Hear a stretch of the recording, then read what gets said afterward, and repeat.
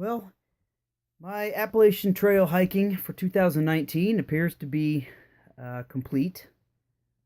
Don't think there's any way I can get back and do another segment this year. Too much stuff going on. Uh, it was fantastic though. Didn't even really expect to be able to get back the second time to Virginia, so that was that was fantastic, exciting. Um, was quite a bit different from my Georgia and North Carolina time. It was a lot hotter. I felt like I had a lot less stamina, even though I did just about exactly the same miles on average every day. And I'll talk more about that in a minute. But I really felt like I had a lot less stamina. I would start out in the daytime and I would really just crank and I would do great. And way before I used to kind of tire out, I would tire out and I just had to stop and sleep. I drank so much water and eaten so much food all day long to keep myself going, and I just had to stop. And so I still was really only averaging, somewhere around 12 and a half miles a day, which is about what I did in Georgia and North Carolina. So even though I felt like I was in better shape from my first hike and everything, I didn't necessarily perform better. And again, I think a lot of it was the heat. So maybe that it was the only factor. I had some physical issues again in Georgia and North Carolina. It was mostly my knees, and then that kind of went away. And I had the same thing happen this time. I got out there, and immediately my knees started bothering me, even much faster than they did in Georgia. But then that just kind of mysteriously went away one day and didn't come back.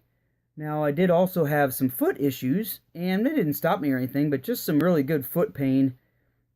Probably because I was wearing shoes that had been pretty well beat up. They had over 500 miles on them shortly after I started in Virginia, which was a lot. And also, Virginia has tons and tons of rocks. So I think those things coupled just created a lot of foot pain. But it was nothing that I felt like was structural. It was more, I think, almost just bruising or just overuse. So anyway, but that didn't really hinder me in any way. Got to see a lot more wildlife. Saw bear cubs, saw lots of deer, lots of squirrels, lots of snakes, lots of butterflies and frogs and toads and so this time was a little bit cooler as far as that goes, and of course tons more greenery, as you can see from any of the videos you've watched. a few of the mileage stats I'll throw out there before I end this wrap up.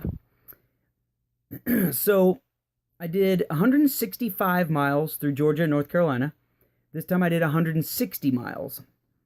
And in just maybe only a half day or one day less hiking this time. So really my average was about the same.